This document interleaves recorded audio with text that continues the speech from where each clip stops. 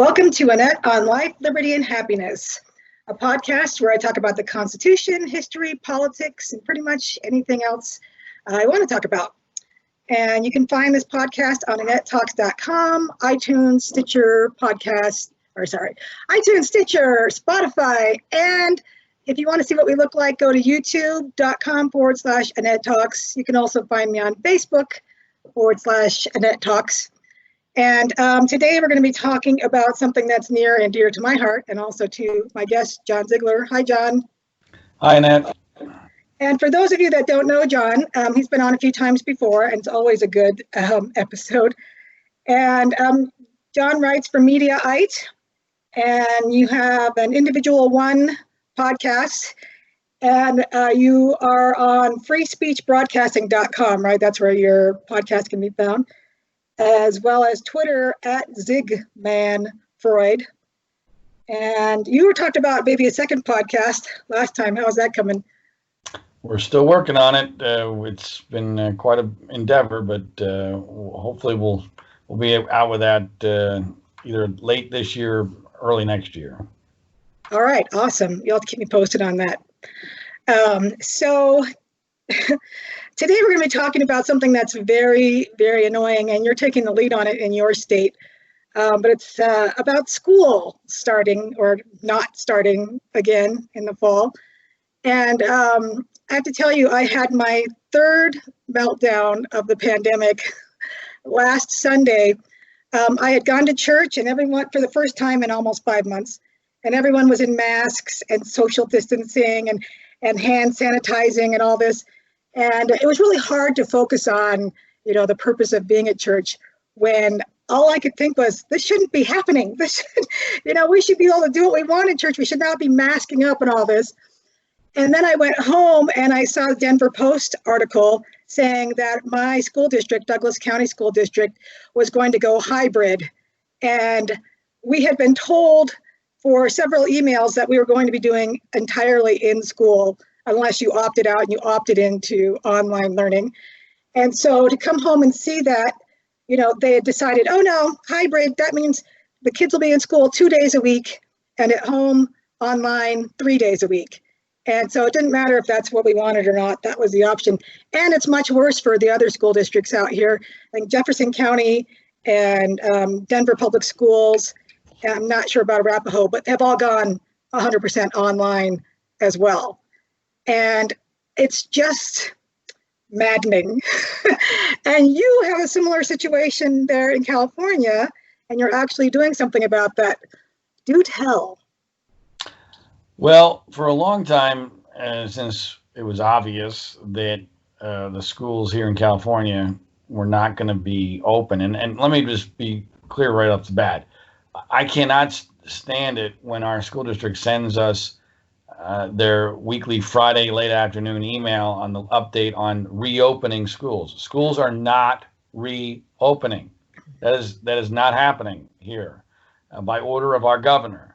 In 32 counties on the watch list, including my county, Ventura County, we are not reopening schools. We are going to do some sort of fake online learning, which in the spring was a colossal joke, especially for my daughter, who was in first grade at the time. I mean, just a complete joke, like a couple of half-hour bogus sessions a week. That was all it was. I mean, it was a joke. It was like you just keep in touch with this person you used to know who was your teacher, and you all say hi for half an hour, and then that's it. There was no learning going on. And my wife has been on me to find out about, well, how can this all be legal? And if it, shouldn't there be some sort of lawsuit? And she was really kind of on me about it quite a bit. So I was trying for a while to find somebody who would file such a lawsuit, and it turned out that we did find a law firm out of San Francisco, oddly enough, the Dillon law firm, that was interested in doing this. So I signed on as a plaintiff and was one of the 9 original plaintiffs of a lawsuit against Governor Newsom in an effort to try to actually open schools. And since that time, I believe we've added a few more plaintiffs. And it's interesting that you mentioned the hybrid formula. Of there's all sorts of different theories about how to do this. The hybrid formula makes the least amount of sense to me. For a number of reasons. First of all, obviously, if it's okay to go to school for 2 days a week, why is it not okay to go 5 days a week? They'll say, well, we're able to reduce the class size and therefore increase social distance, which, by the way, for the younger kids, anyone who knows in the real world, that's never going to happen. No. You're not going to be able to get young kids to socially distant or wear masks. It's just not possible. You're a moron if you think that it is. But the heart of why the hybrid makes no sense to me, and it's very frustrating because it's in the ballpark of maybe what the right way to do this is, yet they screw it up. It's because the surveys have shown that a good percentage of parents want online learning. Now, that's their call, fine, whatever. But if you just allowed this thing to work its way out naturally, and let's say there's whatever the number is, 40% of parents want online learning. If you did the 40% or more, in some cases, that want online learning, wouldn't that naturally create a situation where your class size of people who were in school would be reduced to the point where you could, in theory, increase the social distancing? Now, there would be issues as far as staffing of teachers, but I gotta believe we could figure this out. And so the hybrid model, and not to mention, it's the greatest disruption to parents possible. Because what are you supposed to do with that? That to me is literally the most disruptive and inconvenience possible with the least amount of advantage. Yeah. The only tiny advantage I see, and one of the many reasons why online is going to be a disaster. It's going to be a disaster, especially among younger kids, is because, again, I have an 8-year-old who's supposed to be going into 2nd grade. The reason why, if you look at this as an analogy of an airplane, in the spring, for the first 6 months of the school year, they had gotten the plane off the ground. The pilot, the teacher, had established their authority, their connection to the passengers, were in the air, and then all of a sudden they decided, sorry, we got to land this thing. And, they land it very abruptly and, in a very stupid fashion. But at the very least, they were able to ride that out for the last couple of months because the kids knew the teacher and had accepted the authority of the teacher, and they had a connection to the teacher. My daughter liked her teacher. So they were able to pretend for a couple of months that we could still do this. None of that is going to be, the plane's not in the air in the fall. The plane is going to be on the ground. And there's going to be no way to get the plane off the ground because, especially with the younger kids, you need an in-person connection with the teacher in order to do that. You're not going to know your classmates. In many cases, you're not going to know your teacher at all. The teacher, by the way, has no carrots, no sticks. How are you can't reward the kids. You can't punish the kids. You have nothing except a very glitchy Zoom sort of thing, which again, now maybe at the college level, maybe at the high school level, but grade school and below, good luck. Good luck. Well, what happens is the same thing that happened in the spring is going to happen again in the fall. Parents are the ones that have to sit there and try and figure out some kind of carrot and stick. That's what was so horrific about when my kids came home and all of a sudden we had to figure out how we're going to do this thing. We had to get electronics, we had to get connections. We had to find space. I have 3 kids at home. You had to find different rooms for them to be in.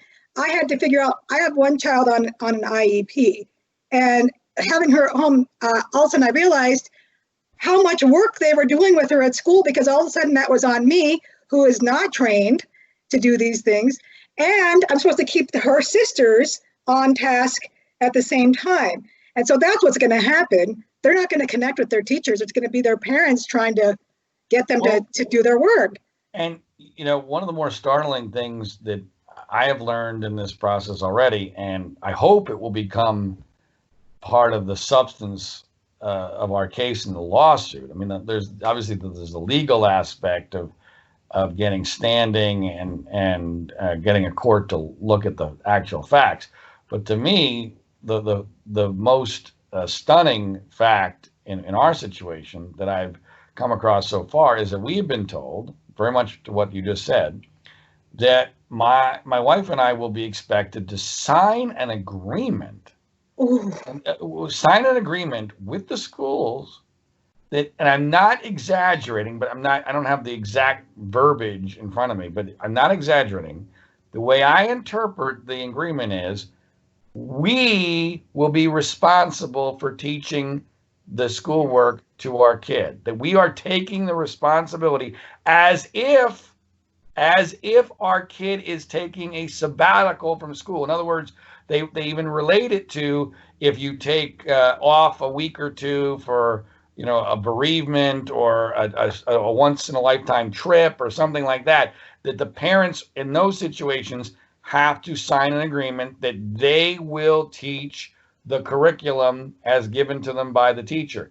This is going to be the norm. This is at the basis of how they're going to do this. And I'm like, whoa. Forget about the logistics and the realistic nature of that. From a legal standpoint, to me, what they're acknowledging is what we're doing is a farce. We can't do it. Mm-hmm. And we are not providing what is guaranteed by the public school system, that being a legitimate public school education. That there's no guarantee in that we're going to give the parents guidance on how to teach their own kids. I mean, that's essentially all they're doing. And so that was stunning to me. And I think a very strong indication that our lawsuit is on the right track. Yeah, I read the whole thing. I skimmed through a lot of the declaratory judgment, some of the legalese. But I'm an attorney. I'm used to reading this stuff. And it looked to me like you guys have a great case. I don't know how it's going to go, but I don't know what basis they turn this down on. What? Well, the basis will be that the judges are pro Newsom, and they don't want to go up against Newsom. And that's one of the major challenges we have here, mm-hmm. is that all the way up until the Supreme Court, and even now with John Roberts turning into a full lib. Oh, I know. Up until the Supreme Court, all the courts that you would come into on the federal level from California, including the Ninth Circuit Court of Appeals, are going to be all very pro-Democrat. Now, what I find from a political standpoint to be fascinating is I truly believe that if Donald Trump came out against schools reopening, that the Democratic position and the teachers union position would be, hell no, you can't stop us from doing this. I really, truly believe that would be the position, and therefore the courts might look at this very, very differently. But as you probably know, maybe know more about this than I do, but the legal heart of our case, I believe, is the equal protection issue, mm-hmm. Which is that let's be clear about how this happened. To me, I'm a big believer in timelines and domino effects. And so Trump comes out in favor of schools, and then immediately the hard left feels like they must revolt against that. And Los Angeles comes out and says, hell no, we ain't opening. And their union issues some of the most ridiculous demands to reopen. They were so absurd, as I'm sure you're aware, Annette, They wanted Medicaid for everyone. They wanted, what was it? Funding for illegals. They wanted, it was just all sorts of crazy stuff that had nothing to do with school. Right. When my wife told me about it, I literally thought she was joking or mistaken. I thought it was a parody. I did. I thought it was a parody. And so, but then Orange County, just south of Los Angeles, their board voted to open up school 5 days a week in person with no masks.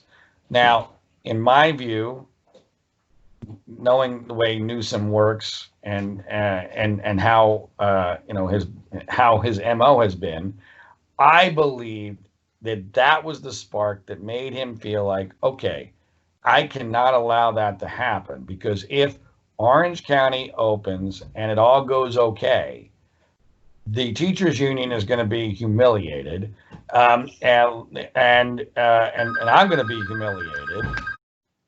Before your phone rang, we were talking. Sorry about that. So Newsom, I think, felt as if Orange County was a threat to this what I would view as a cover-up, basically.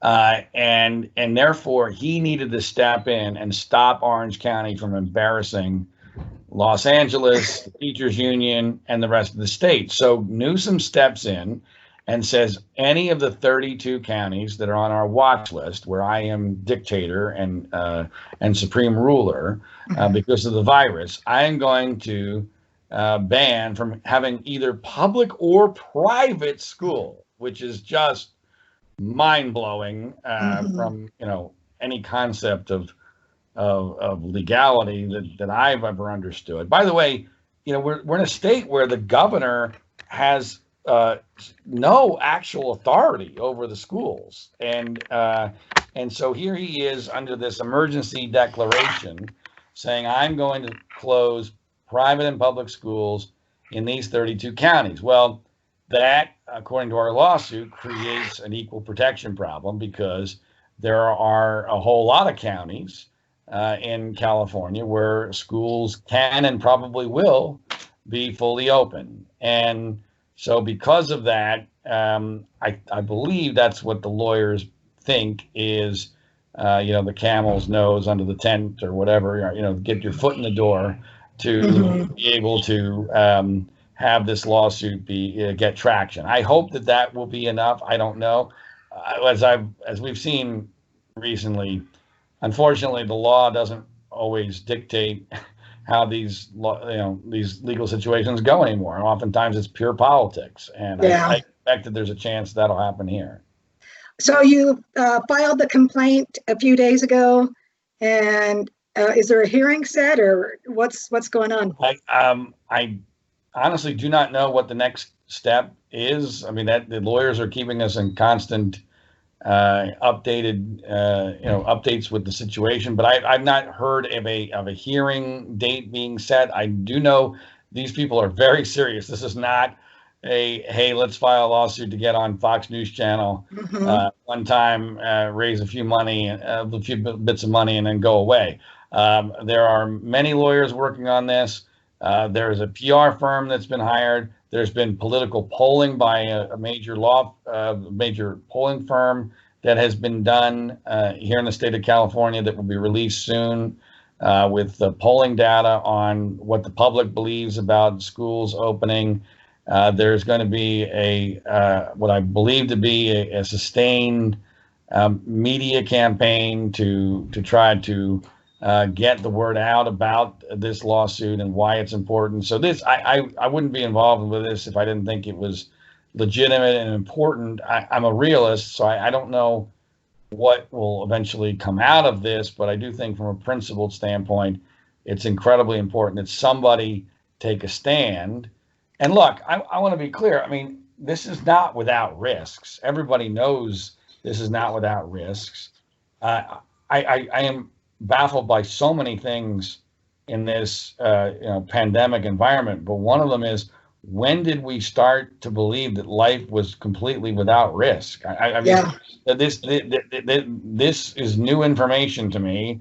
I mean, I don't even know if this data is theoretically available, but I would love to know how many students and teachers on a yearly basis in this country die or get severely injured traveling to and from school. I mean, Right. it has to be in the hundreds at least. Well, and I had a friend make a comment on my Facebook page when I posted that we were doing this, and I shared the link to the lawsuit, and I'll do that on the show notes as well. And one of the points she made was that she said, okay, a lot of teachers are afraid to go back, which is what I've seen as well. Teachers and parents. And, you know, it's funny, in Douglas County, they wanted to open it. And actually, I'm surprised, but our governor was in favor of opening with restrictions, of course. And the Colorado Health Department and Department of Education actually had a press conference, a live press conference, and they laid out the case for opening the schools up, right? And they laid out a lot of the same information that's in your lawsuit about like the CDC and the American Pediatric Association, talking about how, yes, you need to open the schools and go back, right? But we still have all these teachers and parents who are just bound and determined to be afraid. But the point that my friend made was, okay, schools did not close immediately in the spring when this thing was, you know, starting to get big. Why is it that when the schools closed, we didn't 2 weeks later see a bunch of teachers getting sick and dying? So schools can't be as dangerous as what some people think. Well, you know, you've hit on a point that I have thought about, I've written about for Mediaite, and I'm still frankly confused by. And here in California, we're really at the epicenter of this issue because the evidence is overwhelming that this virus was in the state of California as early as at least December of last year. And so we did all sorts of things here in California from December to the end of March, including obviously school on a regular basis. We had lots of sporting events. We had massive numbers of Kobe Bryant memorials, people hugging and all over each other. I mean, California, in theory, should have been on fire by March. We had the LA Marathon on March 9th, which is, in retrospect, you know, mind blowing that actually happened, and so combined with this anecdotally, which I'm always very hesitant to go with anecdotal descriptions, but a lot of people are completely convinced that they got this in December, January, February area. And so I was of the belief that maybe we had, that what you're saying was very valid and like, hey, why didn't schools cause all this? And then, you know, in the last few weeks, we've had this great increase in the number of new cases, a somewhat increase in hospitalizations, and an increase in our death rate. And so I don't know how to make that all work. I feel like there's something that doesn't make sense, that we're maybe down the line we're going to fully understand it. I think your point is still something that should be considered.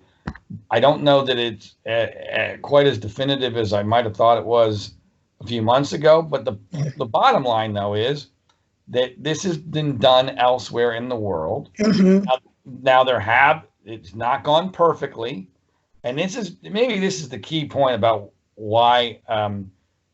Unfortunately, we've created a set of circumstances where school is politically unworkable because we have now created a standard, much like baseball has created a standard, and sports in general, where if you get one or two cases that are positive, even if the people aren't even sick, it has created a circumstance where the media immediately believes you need to shut it down. And panic should ensue, and to me, okay, we might as well just quit. I mean, because if those are the rules, I'm sorry, that's not workable. I mean, I mean, we're dealing with a situation where this virus, there are people who believe that already 30% of the population has been exposed to it, and that eventually the majority is going to be exposed to it. How in the world can you possibly put a standard that no new cases? That's ridiculous. Yeah. So, but there are so many negatives to the kids not going to school that I don't think those with the fear of the virus and that are hooked into the new cases. It's like they ignore everything else. It's like that's it. Where it's just completely tunnel vision focused on. We're going to contain this virus. We're not going to have any new cases, I guess. Like you said, that's the new standard. That they can't see any of the negatives to keeping kids home. It's all about we're going to follow our fear and we're going to insist that no one's going to be exposed somehow. I'm right there with you, Annette. I am baffled by how we have this disconnect to the consequences of our actions. There's all sorts of ways you can look at this, but to me, when you decide, all right, we're not going to have school, and let's be clear, we're not going to have school. Online is not school. I don't even think hybrid is school. That is ensuring with 100% certainty massive damage. That's not just short term. It is long-term damage. We could talk for an hour at least on all the things that will cause problems with forever. So you're ensuring this damage to prevent possibly an unknowable amount of damage in the short run that science tells us probably won't be nearly catastrophic. Now that makes no sense to me. Yeah. That makes no sense. So let's be clear. So in order to potentially avert a non-catastrophe that will be bad, let's be clear, it could be bad. No one wants anyone to die. Right. But unfortunately, death is part of life. But in order to avoid that, we are going to ensure with 100% certainty. It's kind of like, all right, if you were told you might get cancer down the road, we're not sure. It's a small percentage chance that you're going to get cancer. But in order to potentially avert that, we're going to amputate your right leg. I knew that was where that was coming from. Yeah. Because then guess what? You'll never get cancer in that leg because it doesn't exist anymore. Right. So okay. Well, I'm sorry. I would be happy. That's a risk I'm willing to take because I don't really care about life without both legs. Do I want to die? No, but that is worth the risk. Yeah. You're ensuring that we're going to be handicapped dramatically forever. And my gosh, my wife put out an idea that it sounds crazy, but I believe that from a realistic standpoint, I want to separate this from the lawsuit and the legalities of it. And I 100% believe we should be going, at least trying to go back to school in person. But in the world we're living in now, I would much prefer, I don't know if you're going to agree with this or not, but I would much prefer to say, you know what? Let's scrap the whole thing. We're just going to put a pause on education for an entire year. Everyone will be frozen at their current grade level. We'll see you next September. We'll do nothing at all. By the way, teachers, of course, will not get paid. Administrators will not get paid. No one's going to get paid. We will stay safe from the virus. You all stay home, stay in your beds. By the way, please do not get in a car based upon your view of risk. Please stay out of an automobile. But we will do nothing. This way, all that happens, and in my view, the long-term damage would be a lot less because we wouldn't be pretending to do a year of education when it's not really there. All that would happen is we would just increase the age by 1 year, of when people were done with their public education. Well, the problem is that year that there'd be all sorts of backsliding of skills that the kids had. You know, maybe not if you're 6, but if you're 12 and you know you don't read all year, or you know that kind of thing. My idea was this: okay, all you teachers that are afraid to teach, go find a different vocation. Let people like me come. You know, I've got a bachelor's, I've got a law degree. I'm not afraid to teach. Go ahead and let's waive teacher certification, and let's let a bunch of us that aren't afraid to go in. Good luck with Well, the teachers union agreement. I know. Well, first of all, I'd say get rid of the unions is the first thing I would do. Well, You know, to your point, though, I do think we should offer, if we were going to do this, the first thing you do is you offer at-risk teachers a year sabbatical. yeah, I mean, we just, you know, you don't want to do this, take a year sabbatical. yeah. Now, you know, you would have to get some sort of concessions as far as, all right, who's going to be allowed to teach. And look, we are in a bad situation. Nobody is pretending that there are perfect answers, but we have chosen literally the worst possible solutions in almost every situation. I mean, I had no idea we were this dumb as a nation. I really didn't. I mean, I knew we were dumb, but I can't think of almost anything that we have done that wasn't the dumbest possible path we could take. It sure seems that way. And schools are an example of this. And again, I want to emphasize, I mean, look, I have no doubt that kids are going to get this if we have in-person school. However, in my view, if done properly, that's actually not a negative. I mean, for the most, you know, kids are going to, this may shock people, kids get the flu every year. Mm-hmm. You know, kids miss school every year because of the flu. They are actually less susceptible, apparently, to major ramifications on this than they are of the flu. Once they get this, in theory, it appears as if they have some level of immunity. Therefore, they don't get it again, and it's much more difficult for the thing to spread. There was a story I read last night in Georgia, a panic story of a camp, Of course. a camp that had like 260 cases of kids getting coronavirus in a camp in Georgia. Oh my gosh! Oh, the humanity! And so I read the story, and it's a very extensive story in the Atlanta Journal-Constitution. There is zero indication in the story that any of these kids went to the hospital, that any of them even got severely sick. And then what I found to be the most bizarre part of this whole thing is that, of course, there was an effort immediately to send the kids home. And I'm like, wait a minute, hold on. You're in the perfect situation here as long as you have, you know, the medical treatment. I mean, you're keeping an eye on this, obviously. If someone gets very sick, you send them to the hospital. But you've isolated these kids in what, in theory, could be a perfect situation for them to all get this thing, so that they're all immune and they get rid of it. So why in the world would you send them home where they might infect somebody Right. who's actually vulnerable? I mean, That's funny. We can't do anything.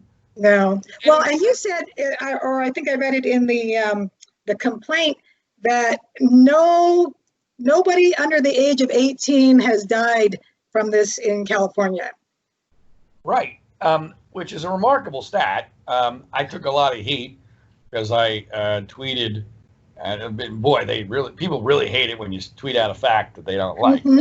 But in the officially, as of, I haven't looked at the stats in the last day or two, but I believe this is still correct. Officially, in the state of California in the year 2000, the number of people under the age of 18 who have 2020? I'm sorry, what did I say? You said 2000. I'm sorry. I wish it was 2000. In the year 2020, in the year 2020, in the state of California, the number of people under the age of 18 who have died either of or even with coronavirus is 0. The number of people in 2020 in the state of California under the age of 18 who have died in a helicopter accident on their way to a basketball game is 3. Yeah. I mean, and obviously referring to the Kobe Bryant tragedy. So, I mean, I hope that puts it in some perspective here. That my gosh, I mean, all the millions. I mean, we're a state of 40 million people. I don't know how many millions there are of people under the age of 18, but it's many, many millions. And not one person has died either of or with. By the way, that's almost statistically impossible because, heck, if you die in a car accident and you have coronavirus, they're counting it as with coronavirus essentially. I mean, or by the way, in all seriousness, if you commit suicide and you have coronavirus, they'll count it as a coronavirus. Yeah. And so, or a drug overdose, we've seen that. So it's almost incredible that so far that number is still at 0. Now, of course, everyone will say, well, John, what about them transmitting it to adults or to grandma and whatever? And I'm like, look, we have limited evidence of how much that actually happens. I'm sure that it does at some degree, but guess what? You have a responsibility if you're a vulnerable person to stay away from a kid who is going to school, and the other part of that, which again, I don't understand why all logic has gone out the window. People, when they get this, they don't stay contagious forever. It's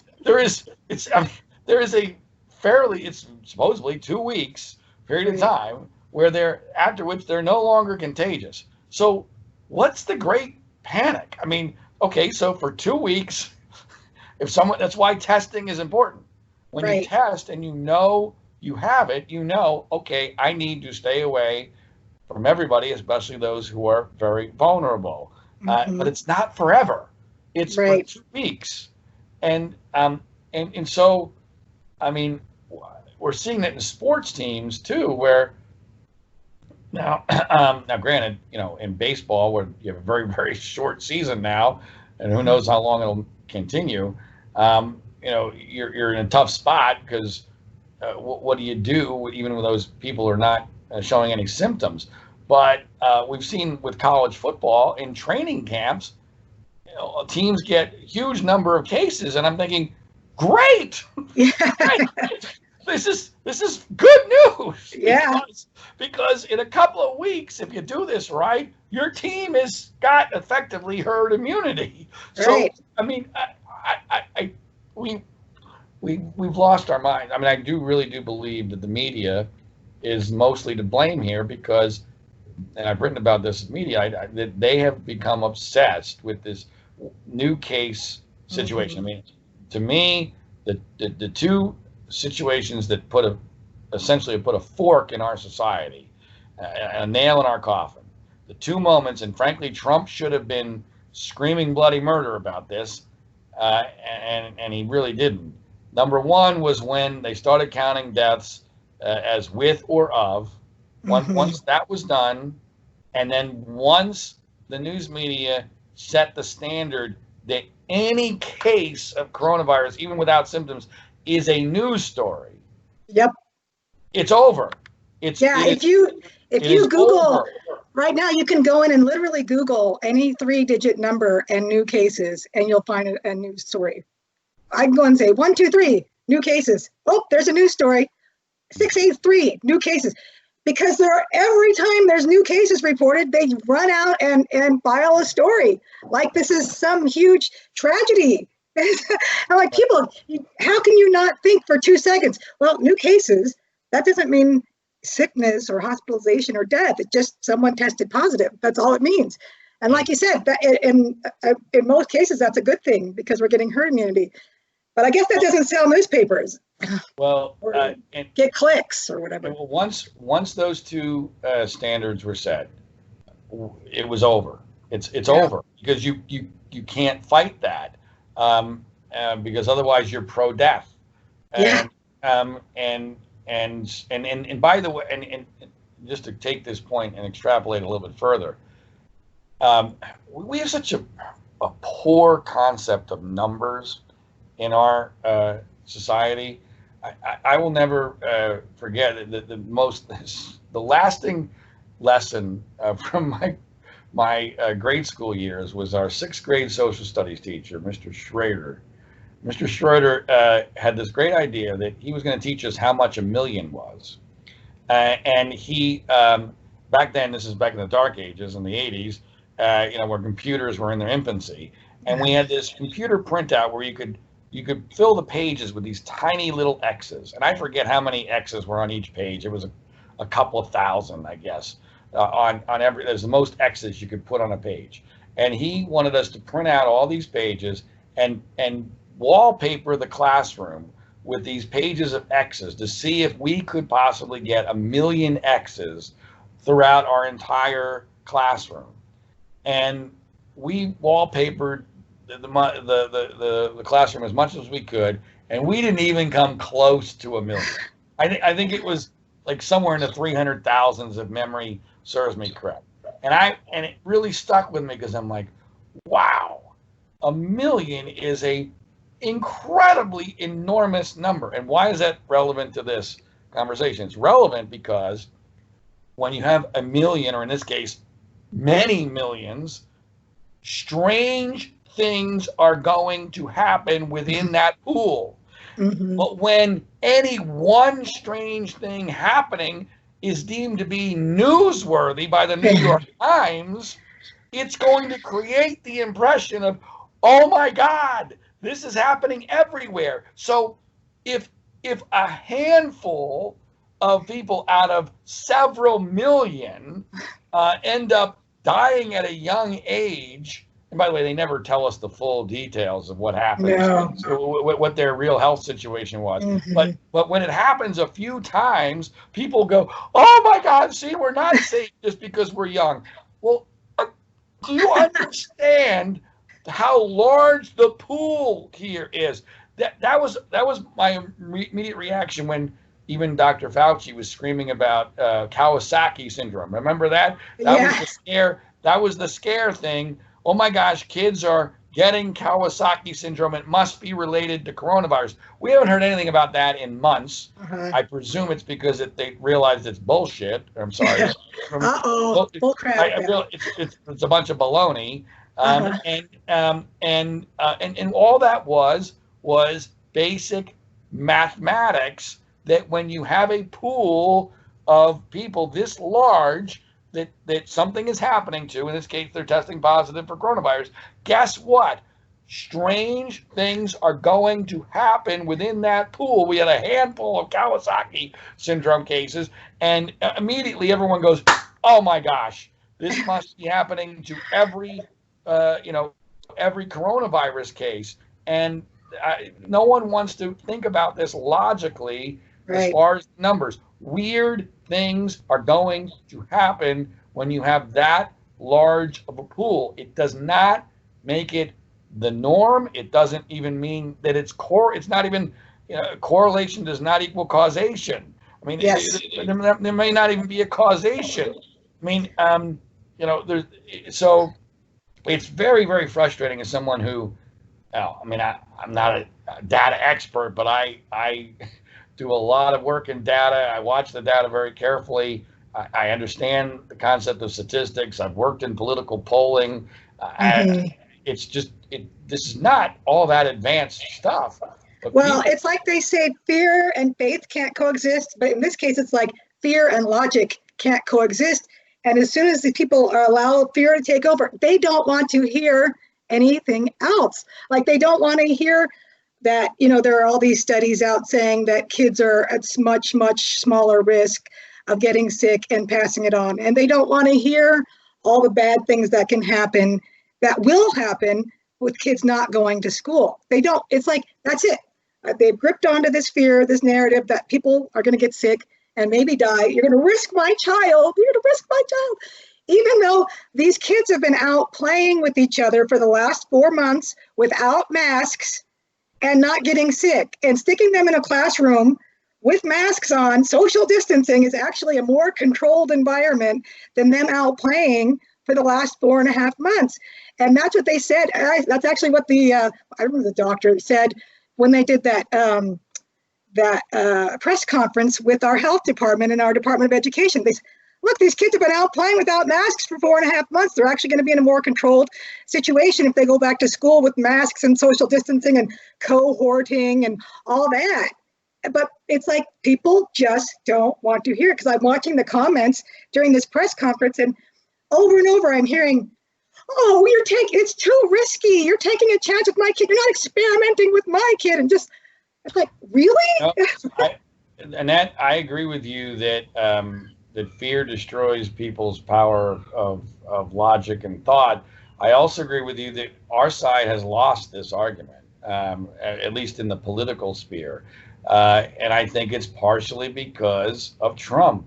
I really do believe Trump is so toxic that to, at least 55% of the public, as soon as he's in favor of something, they're against it. It doesn't matter. It doesn't matter what it is. And when that, and of course the media, it's 100% in the media, it's 100% in academia, it's 100% in the scientific community, it's 100% in sports. And those things have a great influence on those that aren't politically partisan. And so I do think, and I'm always looked at as a pessimist, but I actually think of myself as a delusional optimist. I think there's a possibility that that the left may have bit off more than they can chew here. Let's pretend. Let's look at this best case scenario. Let's pretend there are going to be some schools that open. I mean, they're going to be. I mean, I don't know how many, but I mean, it's not going to be a majority. It's going to be in mostly conservative areas. But there are going to be some schools that will open essentially close to normal. Now, of course, the media has already set a standard that's impossible, because if they get one case, oh my God, shut it down. I don't know that the public fully buys that. I would like to believe that a majority of the public understands that that's not realistic, but that will have an influence. But let's pretend, and this is why Governor Newsom could not allow Orange County to open. Let's pretend that there are no major disasters with the schools that actually open in person. And by October, parents realize this online thing is just a complete disaster, right? I mean, this is just a complete joke. I would like to believe at that point, public opinion on this is going to turn hard, because they're going to be, especially a lot of suburban moms who are like, my life is just a disaster, while, in, I don't even know where, Iowa or Wisconsin or someplace, these schools are open and they're not having any big problems. What the hell is going on? I mean, I think that is a possible scenario. Now, the media is going to circle the wagons hugely. I mean, you saw what happened with Sweden. I mean, any school district that opens is automatically Sweden, and they must be destroyed. I mean, if Orange County had been allowed to be opened, my gosh, the entire media industrial complex would have been there at every school, doing tests themselves to try to find some kid that had coronavirus or had the sniffles. I mean, that's the way it would have gone down. So I'm realistic here. I mean, it's a very small needle to thread, but I think it's a needle that could be thread with any luck. And I've been wrong on some of this stuff before. I really believe there's a chance that by September, we're going to see the data look very different. I mean, I think it's possible that this thing, we're going to, we look what happened with Sweden. I mean, Sweden, it ended up falling off a cliff in a fairly short order. Now, there's differences, but, and hopefully that will maintain itself. But it is possible that we are seeing really in this second spike, even though it's really, just a different region of the country. It is possible that the data is going to look very different a month from now. And if that's the case, and remember, the data is way behind reality. So if in September the data starts to look much better, and that means the reality is even way better than that, I think it is possible we're going to see some success stories in the schools that do open. And if that happens, I would like to believe that we're going to see a change in public opinion. Well, I hope so. Your lips to God's ears, because there are a lot of us moms, and there are going to be a lot of dads too, who are not going to be able to work full time. That was my plan for the fall, was to go out and work full time. And I can't do that now. I can't leave 3 kids at home 3 days a week. Even if I trusted them, they'd probably kill each other. But I'm going to have to be there to make sure that they're doing their schoolwork, and driving them, because they can't go on the bus, which is another irritant. But and we're going to see a lot more kids getting behind, and all the bad things that are listed in your lawsuit that I want people to go and check out, that we know are going to happen when people aren't in school. Kids that don't speak English, kids that have IEPs, kids whose parents are not tech savvy, that aren't going to be able to get any kind of education at all. More kids being abused, more kids not getting their lunch that they usually get at school, just a plethora of problems. That's the most bizarre part of this is that, the Democrats pretend to be in favor of the lower income people, and it's the lower income people that are going to get crushed by this. Yeah, there are going to be kids left at home, young kids left at home, because parents have got to go to work. And they don't have the luxury of finding something online or whatever. They're blue collar workers out. They got to go back. So you're going to have little kids sitting at home, supposedly on a computer, doing their whatever, people. Well, we already know from the spring that huge numbers of kids are never even going to log on, that they will effectively drop out of school. And there's nothing that the schools can do about it, if only because the numbers are going to be so large, it's not going to be enforceable.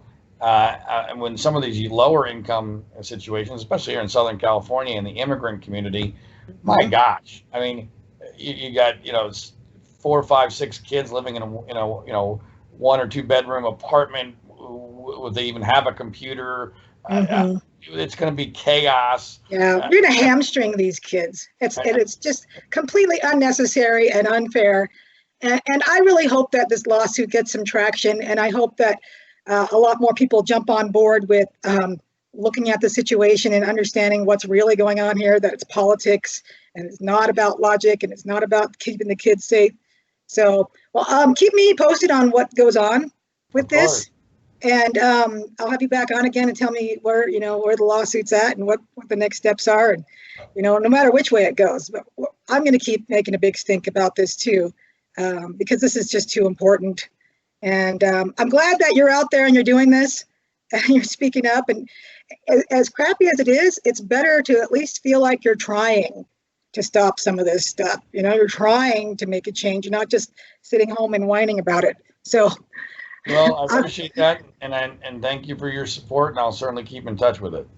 Awesome. All right. So John can be reached at, you can be found at Individual One Podcast. His podcast is Individual One Podcast at freespeechbroadcasting.com. Twitter at Zigmanfreud. Facebook, just John Ziegler. And did I miss anything? You're a Mediaite. Yeah, right. that pretty much does it.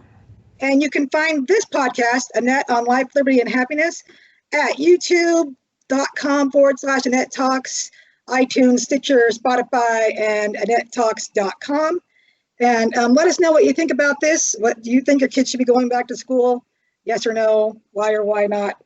And thank you for listening.